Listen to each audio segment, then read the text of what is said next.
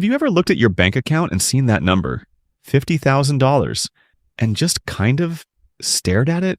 Like, not in a flashy Instagram bragging way, more in a quiet, almost disbelieving way. You refresh the app once, twice. It's still there, $50,000, saved. And it feels weird.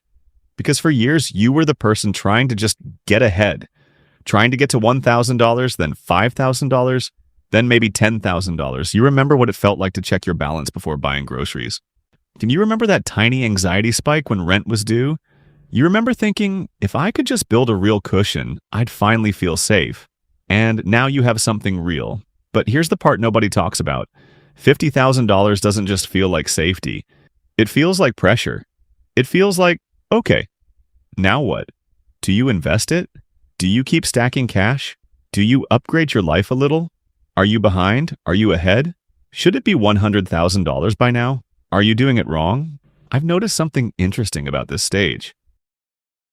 And I spend way too much time thinking about money. Not just how to earn it, but how it messes with our heads. How hitting certain numbers doesn't bring peace the way we expected. How $50,000 can feel both empowering and terrifying at the same time. Because here's the truth. The rules change after $50,000. Not dramatically. Not in some flashy, you're rich now way. But subtly, strategically, psychologically. If you follow the same habits that got you to $50,000, you might stall there for years. If you panic and start making emotional moves, you can accidentally erase years of discipline. But if you understand the shift that needs to happen right here, at this milestone, you can quietly turn $50,000 into something that fundamentally changes your life over the next decade. So let's talk about the 7 money rules that matter after you've saved your first $50,000. Not in a hypey way.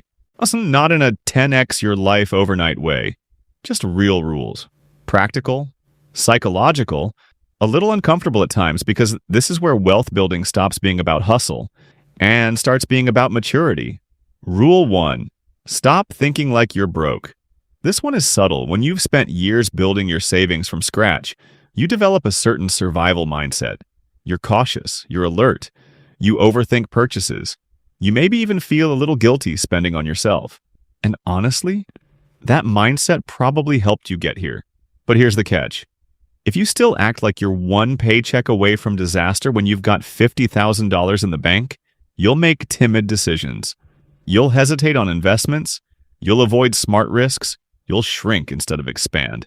I once talked to a guy who had around $60,000 saved. He drove a car that was literally unsafe. Brakes squealing, engine stalling because he didn't want to touch his savings. Meanwhile, he was stressed every time he drove to work. That's not discipline. That's fear. There's a difference between being financially responsible and being financially traumatized. When you cross $50,000, your job shifts from pure defense to balanced offense. You're not broke anymore. You have leverage. You have options. That doesn't mean you blow money recklessly. It means you stop making every decision from a scarcity script running in your head. And thus ask yourself, am I making this choice because it's smart or because I'm scared? That question alone can change everything. Rule 2. Your cash has a job. Now at $1,000, your money's job is simple. Emergency buffer. At $10,000, it's stability. At $50,000, your money needs assignments. If that entire $50,000 is sitting in a checking account, earning basically nothing, inflation is quietly eating it. Not dramatically, not overnight, but consistently. You got like a slow leak in a tire you don't notice until it's flat. Now, I'm not saying throw it all into aggressive investments tomorrow, but you need structure. Maybe 6 months of expenses in high-yield savings, a chunk in broad market index funds, a portion earmarked for future opportunities, real estate, business, education. The key shift is intentionality. Before $50,000, you were accumulating. After $50,000, you're allocating. And allocation is a skill. It forces you to ask, Mike, what is this money for? Freedom? Early retirement? Flexibility to leave a bad job? Building a business? Security for your family? Money without direction drifts. Money with purpose compounds. Rule number 3. Protect the downside first. When people hit a milestone like $50,000, something funny happens. They get confident. Sometimes a little too confident. They start thinking, maybe I should try options trading, or crypto leverage, or some can't-miss opportunity a coworker mentioned.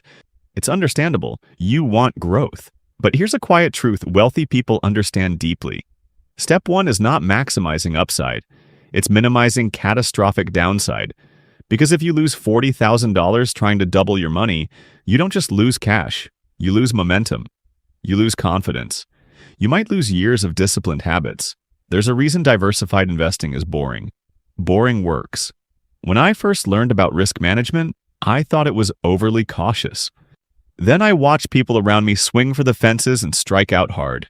After $50,000, your priority becomes preservation plus growth, not gambling disguised as ambition.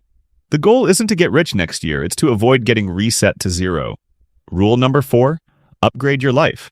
Slowly, intentionally. Here's the part no one likes to admit. You want to upgrade something. Maybe it's your apartment.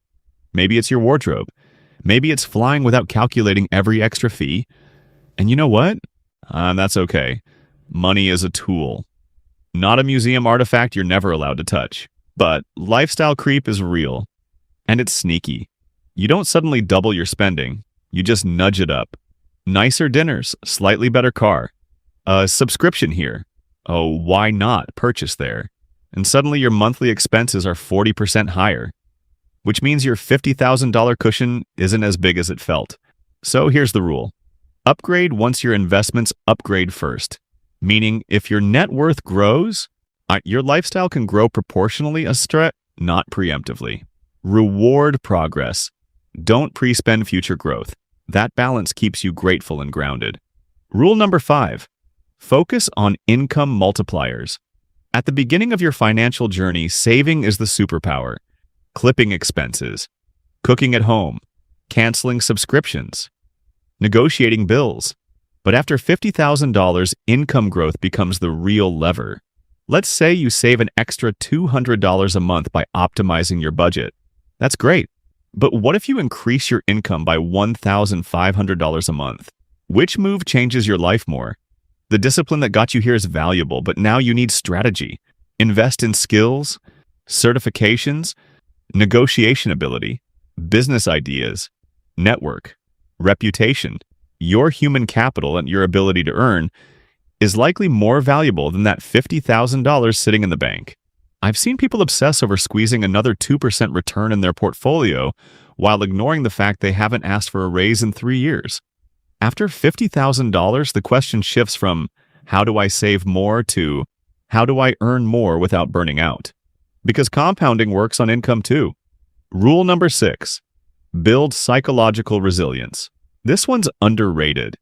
When you start investing seriously, markets will fluctuate.